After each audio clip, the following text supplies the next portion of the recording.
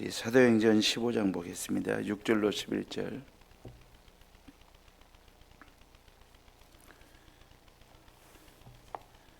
자, 사도행전 15장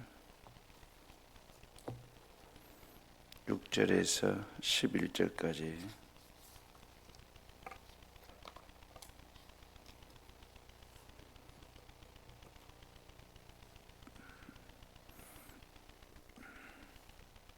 찾았으면 6절부터 11절까지 다 같이 봅니다.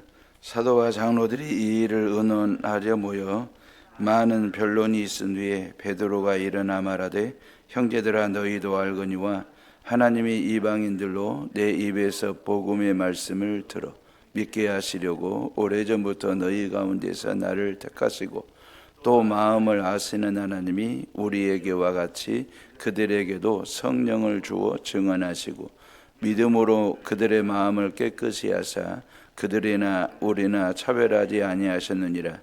그런데 지금 너희가 어찌하여 하나님을 시험하여 우리 조상과 우리도 능히 매지 못하던 멍에를 제자들의 목에 두르느냐. 그러나 우리는 그들이 우리와 동일하게 주 예수의 은혜로 구원받는 줄을 믿노라 하니라. 아멘. 예. 내일 새벽부터 한 주간 매달 첫째 주에 하는 특세니까요, 우리 자체적으로 저하고 우리 부목사님 셋이서 새벽마다 말씀 전하고 또 수능생들과 취준생들을 위해서 기도하는 시간을 갖겠습니다. 박한수 목사님 부흥성에는 저녁만 좀 설교를 길게 늦게까지, 목사님의 건강이 또 체력이 그리 좋지 아니하실 뿐만 아니라 또 아끼실 필요도 있을 것 같고 아주 한국 교회를 위해서 귀하게 쓰임받고 있는 분이기 때문에 저녁만 말씀 전하기로 했습니다. 여기가 흥국체육관이다 생각하시고 여러분들이 아마 일부 예배 드리시고 현장에 오늘 오전 10시부터 흥국체육관에서 우리 꼬맹이 친구들부터 시작해서 전 세대 교인들이 한 자리에 모여서 10시에 연합 예배를 드리고 이제 다양한 게임을 하게 됩니다. 여러분들은 이 예배 드리고 출근도 하셔야 되니까. 그러나 마음은 내가 흥국체육관에 있다. 전 교인들과 함께 마음 모아 같이 즐기고 성도들 간의 교제를 한다. 물론 몸은 이제 제3의 장소에 계시겠지만 마음으로라도 하나님께서 말씀으로 천지 만물을 지으셨어요. 그리고 저와 여러분들 인간은 하나님의 형상대로 지으셨어요. 천지 만물을 지으시고 하나님 보시기에 좋았더라, very good 그러셨거든요. 근데 인간을 당신 형상대로 지으신 다음에는 보시기에 심히 very very good 그러셨거든요. 그러면 하나님이 보시기에 좋았더라, 이 말 속에, 이 고백 속에 담긴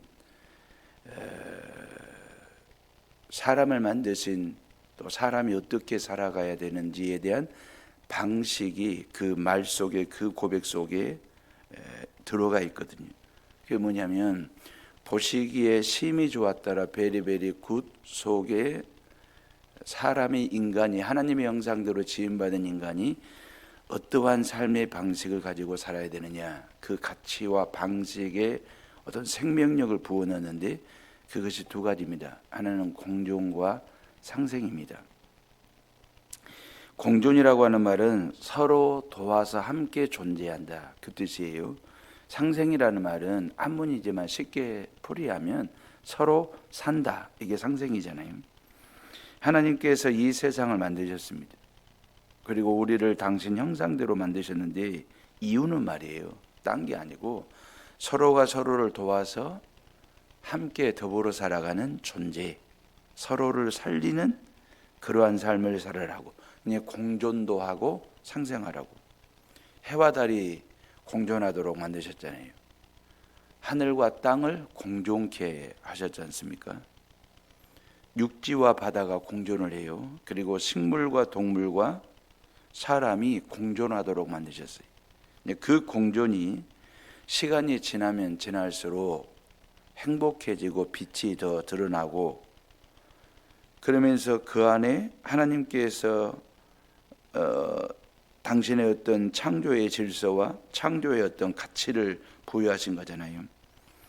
아담과 하와에게 너희들이 이 땅에서 생육하고 번성하고 땅에 충만하고 그리고 땅을 정복하고 모든 생물을 다스리라 하시는 이 명령, 이 준엄한 명령은 갑질하라는 게 아니에요. 인간으로서 갑질하는 게 아니고 공존하고 공존을 넘어서 상생과 동행하는 삶을 살아라, 그 의미로 그런 말씀하신 거예요. 이 모든 우주와 지구가 너희들 손길을 통해서 상생하고 동행하고 공존하고 행복하고 복되고 아름답게 하도록 하라는 하나님의 명령이셨습니다.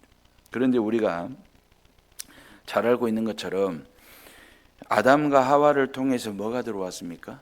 뭐가 들어온 거예요? 죄라고 하는 게 들어왔거든요. 죄가 들어오면서 우리는 하나님이 우리를 만드신 창조의 섭리이다 보니 죄 짓고 난 이후에도 우리는 여전히 공존을 합니다. 우리가 어디 산속에 땅굴이나 굴을 파놓고 혼자 살아가는 그런 존재는 아니지 않습니까? 우리 이 땅에서 공존을 한다고요. 우리가 하나님 앞에서 죄를 지었지만 공존하는 삶을 살아가요. 공존하는데 뭘 잃어버렸냐면 상생을 잃어버린 거예요. 에덴 동산에서 아담과 하와는 공존했거든요. 같이 살았잖아요. 근데 상생이 깨졌어요. 범죄하고 난 이후에 하나님이 찾아왔을 때 왜 선악을 알게 하는 열매를 따먹었느냐? 아담에게 물었을 때 아담이 하나님이 나에게 만들어주신 저 여자 때문에 그랬거든요. 이건 상생이 깨지는 것이거든요. 그렇다고 해서 아담과 하와가 찢어지거나 갈라서거나 분리된 삶을 산 건 아니거든요. 그들은 에덴 동산에 쫓겨난 이후에도 여전히 그들은 공존했어요. 공존했는데 상생이 깨지는 그런 상황들 말입니다. 그러니까 상생이 깨지는 순간에 뭡니까? 나만 잘 되면 되고, 나만 잘 먹으면 되고, 나만 잘 살면 되고, 내가 잘 살고 내가 잘 되기 위해서는 남의 눈에서 피눈물을 뽑아서라도 내가 잘 되면 돼, 나 잘 살면 된다고 라고 하는 이러한 상생이 깨진 자기만의 어떤 고집과 욕망에 사로잡힌 인간들의 모습. 공존은 하지만 상생이 안 되는 상황 말입니다. 우리가 살아가는 이 세상과 세대와 종교와 이념과 이데올로기, 아니면 성평등과 물질평등과 기회평등 등 많은 명분을 가지고 지금도 사람들은 만날 때마다 그 말입니다. 이런저런 이유 명분을 가지고 만날 때마다 싸우고 잣대질하고 미워하고 정죄하고 시기하고 분쟁하면서 살아요. 그래서 우리는 과거보다도 엄청나게 잘 사는데 행복을 느끼지를 못합니다. 제 평생에 제가 처음으로 탄 차가 티코이거든요. 그때 당시는 지금으로부터 한 30여 년 전 말입니다. 티코만 있어도 좋겠다 할 때에 저희 형수가 타던 티코를 형수님이 저에게 주셔가지고 저 생애의 첫 차는 티코입니다.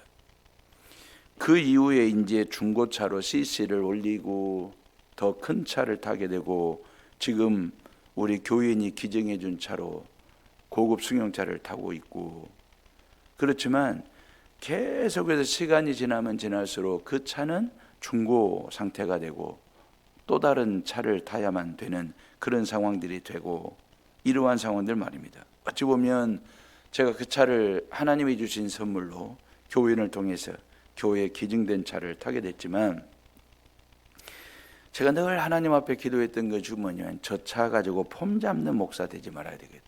딱 폼 잡을 만한 차거든요. 폼 잡지 말고 품위를 지키는 목사가 돼야 되겠다. 늘 그런 마음 가지고 조심스럽게 탑니다. 근데 지금 어찌 보면 우리가 살아가는 방식은 이렇게 나에게 편리를 가져다 주고 편안함을 가져다 주는데 우리의 마음이 그 말이에요. 우리가 입고 다니는 옷도 옛날 옷에 비하면 얼마나 고급스럽습니까? 양손에 다들 시계들 찾습니다. 요 시계도 부족해서 스마트폰에 시계가 새겨져 있거든요. 우리가 살아가는 삶의 여러 가지 생활용품들, 가전제품들 참 질도 좋아졌고 성능도 좋아졌거든요.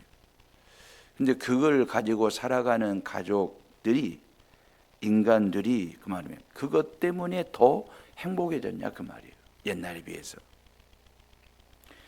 아파트를 보나 안경이나 신발이나 옷가지나 모든 것을 보나 옛날보다 너무 잘 사는 시대를 살고 있는데 우리는 왜 헬조선이라고 하면서 탄식하며 사냐 그 말이에요.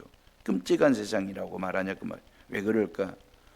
공존은 하고 있어요. 공존은 하고 있는데 상생을 안 해요. 다른 사람을 살리고 행복하게 하지 않으면 그 불행이 말입니다, 언젠가에게 나에게 돌아옵니다. 왜 그렇습니까? 공존하고 있기 때문에. 아내를 불행하게 하면 그 아내를 향한 불행이 누군가에게, 남편에게 돌아옵니다. 자녀들에게 돌아갑니다. 이유가 뭡니까? 가족이라는 이름으로 공존하고 있거든요.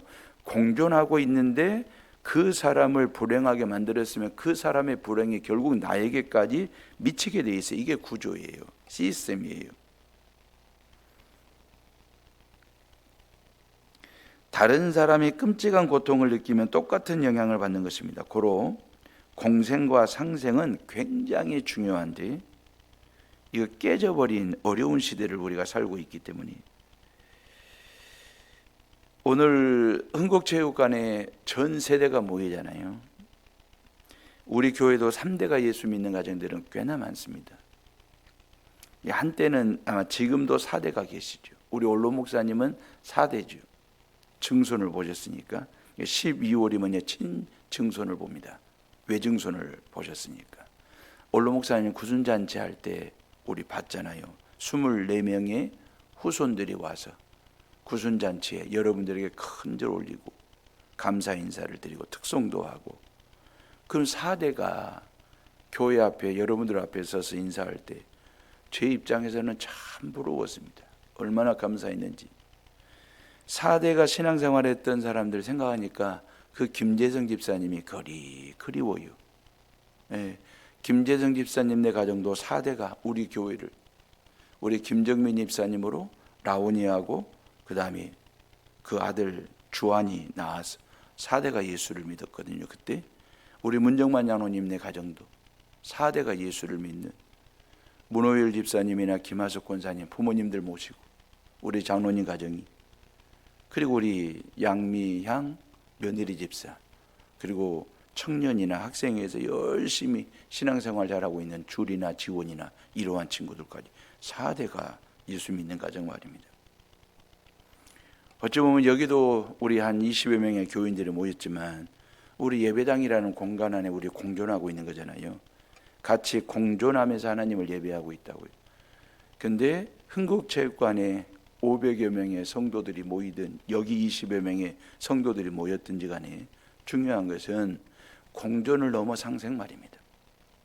모든 사람들이 이뻐 보여야 돼요.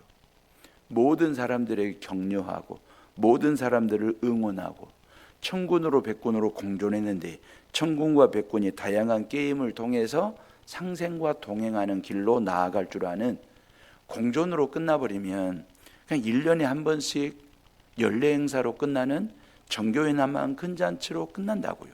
의미는 거기까지밖에 안 돼. 그냥 공존하는 것으로 끝난 거예요. 흥국체육관에 모여서 우리 하루 한 6시간 내지 7시간 내지 하면 신명나게 한번 놀아보지 뭐. 음식도 같이 나누고 경품 추천하면서 한번 즐기는 것으로 끝날 수 있거든요. 공존으로 끝날 수 있어요. 근데 우리는 그 공존을 넘어서 어디까지 가자는 거예요? 상생과 동행하는 데까지 나아가자. 그런 차원에서 전교인 한마음 근잔치, 방점은 어디에 있습니까? 한마음에 있습니다. 마음을 하나로 모으는 데, 이게 공존이고 상생이기 때문에 그렇습니다. 여수 시민들도 마찬가지예요. 27만 시민이지 않습니까? 오늘 우리 시장님, 정기명 집사님 점심까지 같이 먹고 교인들과 함께 어울리겠지만 요 시장님을 필두로 해서 27만 시민들이 그 말이에요. 도심권에 살든지 저 산간벽지 오지에 계시든지 아니면 섬 도서벽지에 계시든지 27만 시민들이 공존을 넘어 상생하는 도시, 동행하는 도시, 그런 도시를 만드는 거 말입니다. 가족이라고 하는 이름으로 가정 안에서 공존하고 있지 않습니까? 그냥 출퇴근하고 해준 밥 먹고 잠잘 시간 되면 누워서 자고 그 정도면 공존밖에 안 되는 거죠. 근데 공존을 넘어 상생, 남편은 아내를, 아내는 남편을 위해서, 부모는 자식들을, 자식들은 부모님을 위해서 뭔가 마음 나누기 하고 칭찬과 격려를 하고 배려하고, 그러다 보면 이게 상생하는 가정, 가족이 되는 거지 않습니까? 사랑하는 에어룸의 식구들이요, 하나님의 마음은 상생하고 살리는 마음이에요. 우리 모두가 상생하고 서로를 살리는 마음 가지고 이 자리에 모여서 하나님을 예배하고 있는 거잖아요. 우리 예수님 3년 공생애를 이렇게 뜯어놓고 보면, 들여다보면 제자 12명을 뽑아 놓으셨잖아요. 그리고 예수님은 십자가에 못 박혀 죽으셨어요. 12명의 제자들은 다 뿔뿔이 흩어지고 도망을 쳐버렸거든요. 그럼 어찌 보면 예수님의 사역은 쫄딱 망한 것처럼 보입니다. 예수님은 십자가에 못 박아 달려 돌아가시고 제자들은 다 도망을 쳤으니까 예수님의 사역은 어떻게 보면 성공 사역이 아니라 실패한 사역이라고도 볼 수 있어요. 그리고 예수님이 돌아가시고 난 후에 부활하셨을 때, 그 말이에요, 부활하시고 승천하시려고 할 때 몇 명이 와서 예수님의 부활 승천하시는 모습을 보았냐면 500여 명의 성도들, 형제들이 그 모습을 지켜보았다 그래요. 이러면 망한 거지. 실질적으로 예수님의 말씀 집회를 하시고 병자 치유 집회를 하실 때에 모대도 남자 장정 5천 명씩은 모였다고요. 5천 명씩이 모였는데 이건 대박 사건이었지 않습니까? 예수님이 예루살렘 성에 입성하실 때에 모든 예루살렘 시민들이 6월절 지키기 위해서 예루살렘으로 모인 전국 각지의 유대인들이 양 도로에 도열해 가지고 종려나무 가지를 꺾어 흔들면서 호산나 호산나 다윗의 자손 예수여 대대적으로 환영했지 않습니까? 예수님의 사역의 족적을 고려한다면 예수님이 부활하시고 승천하시는 모습을 보기 위해서 500명이 모였다? 이건 예수님의 사역이 망했다는, 쫄딱 망했다는. 승천하시고 난 다음에 사도행전 1장으로 들어가 보면 더 처참합니다. 마가의 다락방에 모인 사람들이 120명 정도밖에 안 모였어요. 줄고 또 줄었어요. 어찌 보면 산술적으로 계산하면 이건 플러스가 아니라 마이너스가 되는 거지 않습니까? 표면적으로 보면 기독교는 부흥하는 종교가 아니라 쇠퇴하는 종교일까? 후퇴 말입니다. 120명으로 줄었고 120명으로 줄어 실패한 듯 보이는데 예수님의 사역이 120명이 성령을 충만하게 받고 난 후에 놀라운 방향으로 선회를 합니다. 사도행전 2장 41절 말씀을 보니 베드로의 설교를 듣고 3천 명이 예수께로 돌아오더라 그랬어요. 사도행전 4장 4절 말씀을 보니까 이 놀라운 부흥의 사역이 이어지면서 또다시 5천 명이 주께로 돌아온 일들이 벌어지고 있다라고 성경은 말하고 있거든요. 당시 예루살렘에는 약 3천 명 정도가 상주했다고 그래요. 3천 명입니다. 3천 명의 상주를 했는데 나중에 유월절이라든지 명절과 절기를 지키기 위해서 수많은 사람들이 전국 각지에서 모이다 보니까 폭발적인 어떤 인구 증가가 있었지만 한시적으로 베들레헴은 더 심각했겠죠. 이런 상황 속에서 예수를 따르는 무리들이 3천 명에서 5천 명씩 폭발적으로 성장한다라고 하는 것이 어찌 보면 물리적으로 불가능한 일이에요. 더군다나 예수님의 제자 팀은 이미 망했지 않습니까? 예수님 따르던 사람들은 뿔뿔이 흩어지고 도망을 쳤지 않습니까? 그렇다면 생각해 보시자고요. 예수님의 사역이 망한 것처럼 보이지 않습니까? 5천에서 500으로, 500에서 120명으로 떨어졌다가 다시 3천 명에서 5천 명으로 쭉 늘었으니까 폭발적인 성장을 했지 않습니까? 그러면 이게 뭔 일이 있었겠지요? 어떤 사건, 어떤 연유, 이유가 있었겠지요?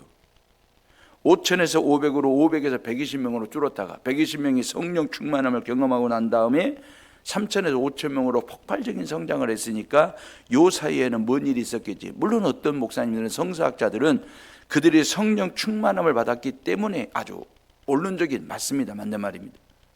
원론적으로 맞는 거예요. 그런데 성령 충만을 입었기 때문에 그 일이 가능하다. 원론적으로 맞습니다. 근데 성령 충만을 입은 사람이 그 말입니다. 헌신했거든요. 성령 충만한 사람의 표정과 언어와 삶의 태도와 에너지가 어떤 방식으로 방사가 되면서 어떻게 구체적으로 일어나는지를 우리가 들여다볼 필요가 있거든요. 그리고 그 들여다봄에 따라서 우리에게도 도전을 주고 깨달음이 있으면 우리도 그 믿음의 선배들의 믿음의 길을 쫓아서 같이 걸어가야 할 줄로 믿으시기를 바랍니다. 제가 여러분들에게 주고 싶은 메시지는 뭐냐면 공존이 아니라 상생과 동행 말입니다. 실은 공존은 우리가 결정하는 게 아니에요. 제가 여러분들에게 물어볼게요. 여러분, 부부가 공존하는 게 쉬워요, 어려워요? 부부는 공존 자체가 운명처럼 주어진 겁니다. 내가 저 여자를 내 아내로, 저 남자를 내 남편으로 맞이하는 순간에 부부라고 하는 운명 공동체가 만들어진 거, 이건 공존이에요, 그냥. 근데 공존하면서 상생을 안 하면 공존 자체도 어려워지는 상황이 된다니까요. 그래서 부부간에 상생하는 게 쉬워요, 어려워요 물어보면 대체적으로 다들 어렵다고들 얘기합니다. 왜요? 상생이 안 되니까. 공존마저도 어려워지는 지경까지 이렇게 몰리는 상황이 되면 부부간의 공존과 상생도 어렵죠. 부모와 자식들에게. 자녀들 키우는 게, 자녀들과 함께 사는 게 어떠세요? 상생하는 게 쉬우세요, 어려우세요? 그러면 대체적으로 모든 부모들이 상생 자체가 어렵다는 거예요. 이야기를 합니다. 지금 우리는 이 성전에서 공존하는 예배를 드리고 있는데 과연 우리가 상생할 수 있을까? 서로를 볼 때마다 사랑스럽고 이쁘고 격려하고 배려하는 게 쉽다? 어렵다? 실은 어렵다는 거거든요. 물리적으로 시간을 같이 보내고 물리적으로 같은 공간에 있거든요. 지금 공존하는 것이지 물리적으로 같은 시간과 같은 공간에 있기 때문에 공존하고 있는 것이지 실질적으로 이 공간을 벗어나는 순간 말입니다. 공존을 뛰어넘어 상생과 동행하는 길로 가지 않으면 공존 자체마저도 어려워질 수 있다. 오늘 읽은 말씀이 사도행전 15장인데 역사적인 이야기 배경을 잠깐 설명할게요. 사도행전 7장에 스데반 집사님이 돌에 맞아 순교를 합니다. 복음을 전하다가. 사람을 세워놓고 돌로 친다? 사람을 세워놓고 돌로 때린다, 던진다? 이건 정말 끔찍한 죽음의 현장입니다. 그냥 총으로 쏘면 한 방에 끝날 일을 수많은 사람들이 동서남북으로 서가지고 돌을 던지는 상황 말이에요. 이마가 깨지지, 안구가 터지지, 얼굴이 찢어지지, 온몸이 다 피멍이 들게 하는, 이 사람의 생명이 끊어질 때까지 돌질하는 거예요. 스데반은 그렇게 해서 잔인하게 끔찍하게 순교하셨거든요. 이런 스데반 집사님의 순교 현장을 보았던 유대인 크리스찬들 말입니다. 그 그리스도인들이 다 뿔뿔이 흩어지고 도망을 쳤다고요. 위로는 사마리아로 도망을 쳤고 베니게로 도망을 쳤고 저 위쪽에 안디옥까지 도망을 쳐서 그들이 모여서 이제 교회를 만들기 시작하게 된 거잖아요.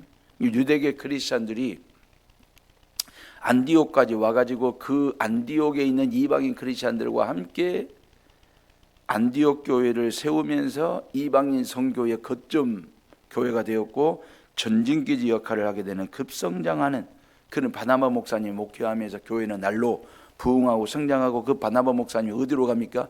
길리기아 다소로 가가지고 누구를 청빙해요? 사도 바울을 청빙을 해요. 투톱 체제로 팀 목회를 하는 안디옥 교회가 됐거든요.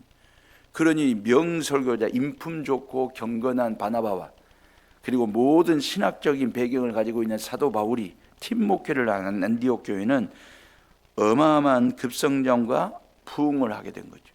그리고 두 분이 1차 선교 전도 여행을 떠나게 되는 상황이잖아요.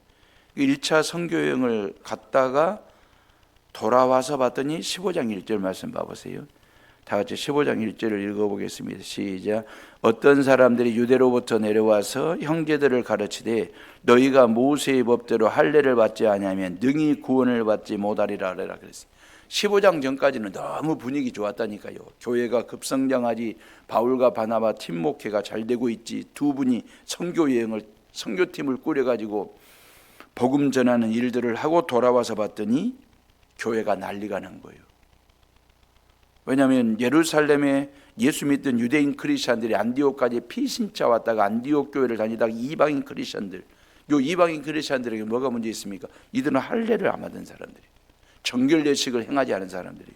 근데 유대인 크리스천들은 자신들의 몸에 할례의 흔적이 있고 정결 예식을 행한, 그래서 구원의 조건이 이것이다 라면서 이방인 크리스천들에게 당신들도 우리와 함께 똑같이 할례를 받고 정결 예식에 참여해야 당신들 구원받을 수 있어. 요 논리를 가지고 그러면서 교회가 난리가 난 것입니다. 문제가 생기게 된 것입니다. 공존도 깨질 판입니다. 상생은 생각지도 못할 상황입니다. 이방인 크리스천들과 유대인 크리스천들 간의 공존마저도 깨져버릴 그런 상황들, 뭘 가지고? 구원론을 가지고. 그 구원론의 조건이 뭐라는 거예요?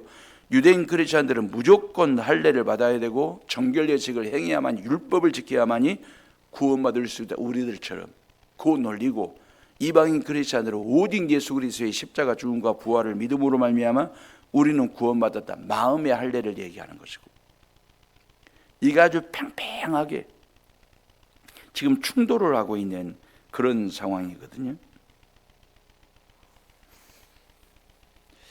이러한 상황에서 그 말입니다. 교회가 이게 잘못하면 안디옥 교회가 빛을 보기도 전에 깨질 판이고 흩어질 판이고 교회의 문을 닫아야 될 그런 지경까지 몰리는 상황 말입니다. 그때 예루살렘 교회로 이제 이 문제를 수습하기 위해서, 솔루션을 받기 위해서 두 사람을, 바울과 바나바를 어디로? 예루살렘 교회로 파견을 하잖아요. 재미있는 이야기가 나오는데 3절 말씀 봐보세요. 다 같이 읽어봅니다. 시작. 그들이 교회의 전송을 받고 베니게와 사마리아로 다니며 이방인들이 주께 돌아온 일을 말하여 형제들을 다 크게 기뻐하더라 그랬어요.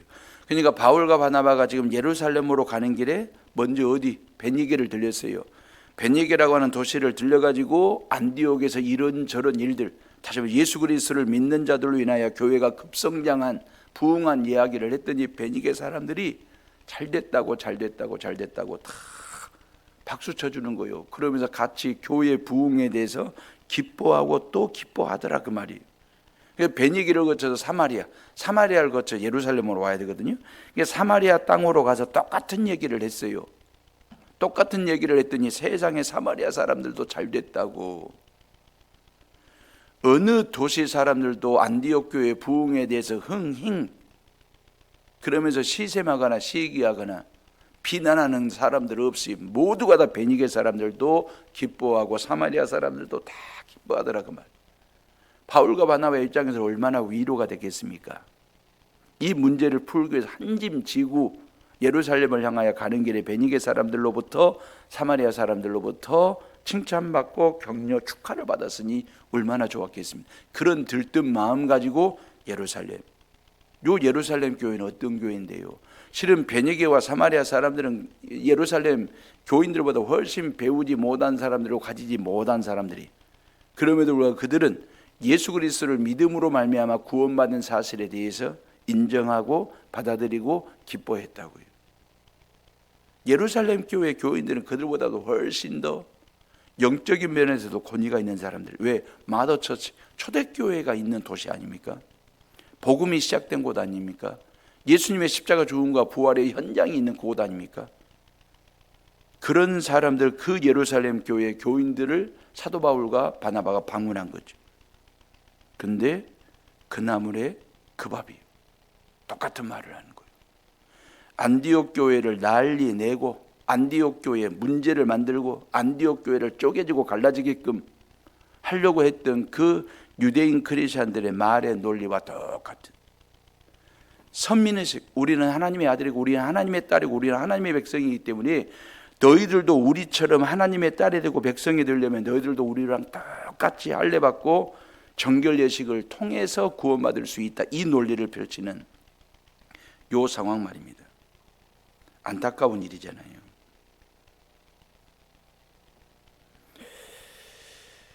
어디다 에너지를 쏟아버리냐면 율법과 할례의 전통과 여기에 이제 에너지를 쏟는, 상생의 에너지를 불어넣어야 되는데 그리하지 못하는 상황 말입니다. 엉뚱한 이야기, 요 얘기만, 여러분 이런 난제 해결되겠냐 그 말이에요. 절단날 지경이거든요. 안디옥에 있을 때는 바나바와 바울이 안디옥에 있을 때는 이 문제를 수습할 수 있는 솔루션이 어디에? 예루살렘에 있을 것이다.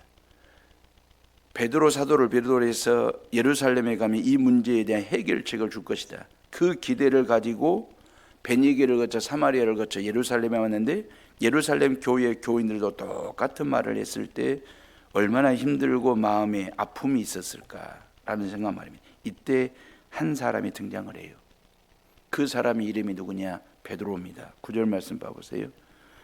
다 같이 9절을 읽어봅니다. 시작. 믿음으로 그들의 마음을 깨끗이 하사 그들이나 우리나 차별하지 아니하였느니라 그랬어요.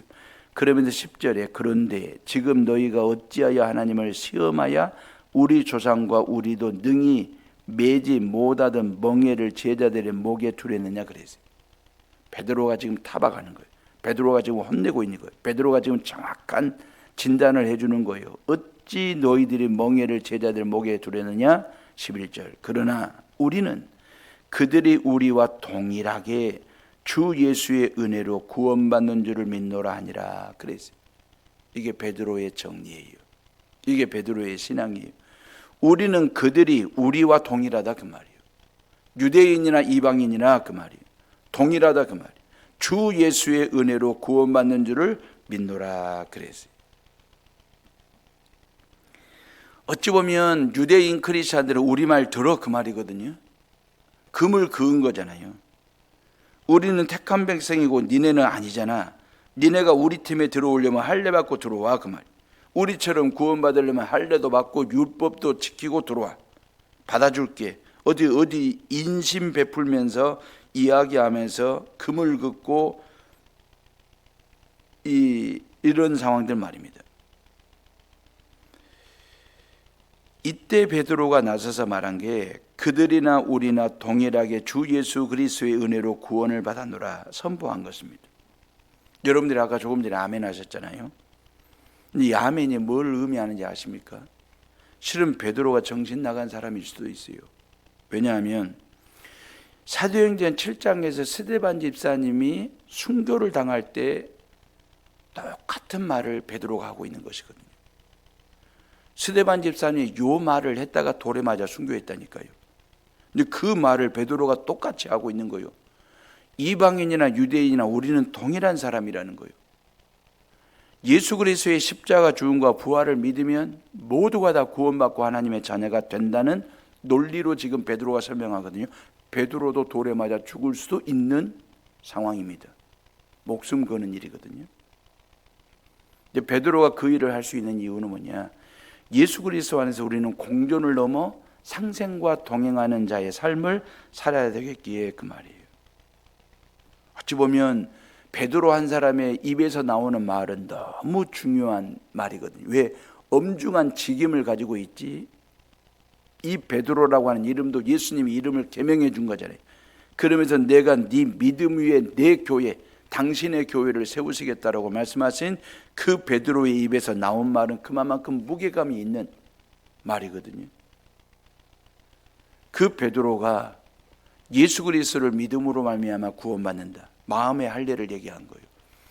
실은 육신의 할례보다 더 중요한 게 뭐냐? 마음의 할례, 예수의 피가 뿌려지고 예수님의 십자가가 새겨지는 순간에 모든 죄로부터 사함받고 하나님의 자녀가 되고 구원받는다는 이 사실에 대해서 이 마음의 할례 말입니다. 실은 사도 바울이 말하기 전에 베드로가 먼저 이야기한 사실이거든요. 어찌 보면 이것도 목숨 거는 일입니다. 왜? 사도행전 7장에 스데반이 그 말했다가 죽었으니까. 돌에 맞아 죽었으니까. 돌에 맞아 죽을 각오하고 이 구원론을 이렇게 사도 베드로가 정리했는지도 모릅니다. 결코 쉽게 결정할 일이 아니에요. 이게 결코 쉬운 말이 아니에요. 이게 쉬운 말 같으면 예수 믿고 예수 믿으면 구원받는다는 말이 1세기 당시에 쉬운 말 같으면 안디옥 교회가 이렇게 갈등 일으킬 필요 없고 문제 일으킬 필요 없고 그냥 바울과 바나바가 안디옥에서 해결했지. 이 머나먼 예루살렘까지 올 일이 아니라니까요. 결코 쉬운 일이 아니기 때문에 목숨 걸 수 있는 일이기 때문에 문제가 생긴 것이고 그 문제의 솔루션을 받기 위해서 바울과 바나바가 지금 예루살렘까지 왔다가 사도 베드로를 통해서 정답을 찾게 된 거예요. 이걸 저는 그렇게 생각해요. 살리는 징검다리 말입니다. 이방인과 유대인을 살리는 징검다리 역할을 누가? 베드로가. 이건 공존을 넘어 상생과 동행할 수 있도록 그 말입니다. 예루살렘 교회가 안디옥 교회가 전혀 다른 두 개 교회로 쪼개지고 갈라서는 교회가 아니라 공존과 상생과 이 복음을 가지고 말입니다. 십자가 복음과 부활의 복음을 가지고 전 세계 만방에 주의 복음을 증거하는 거룩한 기독교 복음, 절대 복음, 이 원색적인 복음을 보존하고 존치하는 데 있어서 누가? 바울과 바나바를 통해서 베드로를 통해서 말입니다.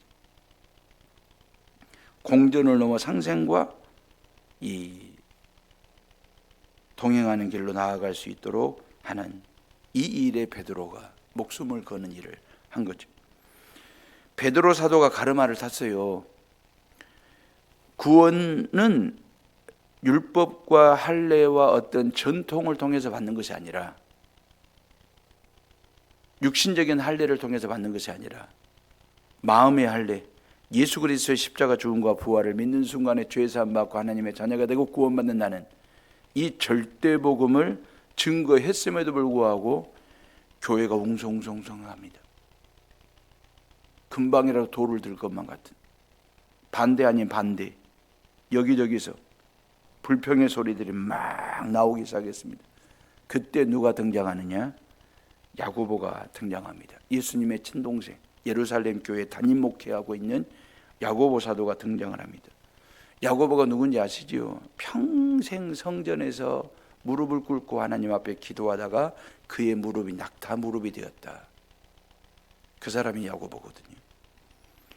야고보는 교회와 교회를 살리는 징검다리 역할을 했던 사람들입니다. 성도와 성도들 간에 상처와 아픔이 있으면 그 성도들의 상처를 끌어안고 성전에 나아가 평생을 무릎을 꿇고 하나님 앞에 그 교인의 상처 치유를 위해서 기도했던 사람입니다. 어린아이들, 꼬맹이들 붙들고 마음에 가슴에 품고 성전에 엎드려 무릎 꿇고 기도했던 사람. 그래서 그의 무릎이 낙타 무릎처럼 툭 붉어졌던 그 야고보 말입니다. 그 야고보 사도가 뭐라고 얘기하냐면 18절 19절 봐보실래요? 15장의 18절과 19절 다 같이 읽어봅니다. 시작. 즉 예로부터 이것을 알게 하시는 주의 말씀이라 함과 같으니라. 그러므로 내 의견에는 이방인 중에서 하나님께로 돌아오는 자들을 괴롭게 하지 말고 그랬어요. 그러면서 20절에 보면 다만 우상의 더러운 것과 음행과 목매어 죽인 것과 피를 멀리하라고 편지하는 것이 옳으니라 그랬어요. 여기서 말하는 편지는 손편지, 그런 어떤 그냥 누구 간에 주고받는 편지가 아니고 공문서를 말하는 거예요. 공문서라고 하는 말은 공적인 힘을 가진 문서가 되는 거예요.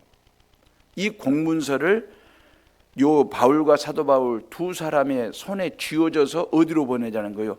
안디옥 교회로 보내자는 거예요. 그래서 안디옥 교회의 문제를 치유하는데 뭘로? 요 공문서를 통해서 그 말입니다. 야고보 사도를 통해서 모든 문제가 깔끔하게 정리가 됩니다.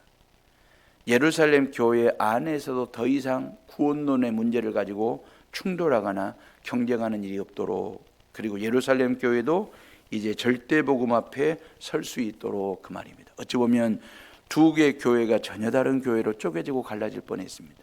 선교가 막힐 뻔했습니다. 그러죠? 하마터면 다칠 뻔했고 막힐 뻔했고 쪼개질 뻔한 그 중요한 분기점에 그 말입니다. 누가 등장했습니까? 베드로가 목숨을 걸고 등장했습니다. 야고보 사도가 낙타 무릎을 가진 야고보 사도가 등장했습니다. 그리고 이 문제를 깔끔하게 정리합니다. 그리고 구원은 예수 십자가 죽음과 부활을 통해서만 구원받을 수 있다는 절대 복음을 만들어냅니다. 이 복음이 이제 유럽을 복음화시키고 그 복음이 청교도들을 통해서 미국 땅으로 그 복음들이 전 세계를 누비고 다니면서 바로 저와 여러분들에게도 그 복음이 들어오게 된 케이스 말입니다. 복음은 공존을 넘어 그 말입니다. 상생과 동행으로 나아가는 길 말입니다. 이 한반도 땅에 북한과 남한이 공존하고 있습니다. 두 개 나라가 공존하고 있습니다. 허리띠를 가로지는 휴전선 하나로. 휴전선입니다. 정전선이 아니라 전쟁을 잠깐 멈추고 있는 휴전선을 기점으로 해서 두 나라가 공존하고 있습니다. 이 두 나라가 공존 자체로는 평화체제가 통일로 나아가는 물꼬가 되지 않습니다. 이건 상생과 동행으로 나아가야 되거든요. 하나의 민족이니까 총구를 서로 겨누고 있으면 되겠습니까? 북한이 저 러시아 땅에 파병했다고 해서 우리마저도 저 우크라이나 땅에 파병하면 되겠습니까? 그건 공멸로 가는 일이에요. 공존을 넘어 이 한반도가 상생과 동행하는 길로 나아갈 수 있도록 우리가 하나님 앞에 무릎 꿇어 기도할 때입니다. 정말 건강한 대한민국 한반도를 우리 후손들에게 물려주고 물려받아야지. 또 한 번의 전쟁, 이건 상상을 뛰어넘는 일입니다. 참혹한 일입니다. 가정도 마찬가지고 교회도 마찬가지입니다. 한반도가 마찬가지입니다. 우리 모두가 다 공존도 중요하지만 공존을 넘어 상생과 동행을 통해서 행복한 나라 만드시고 행복한 가정 되시고 행복한 교회 만들기에 저와 여러분들이 앞장설 수 있기를 주님의 이름으로 부탁을 드립니다.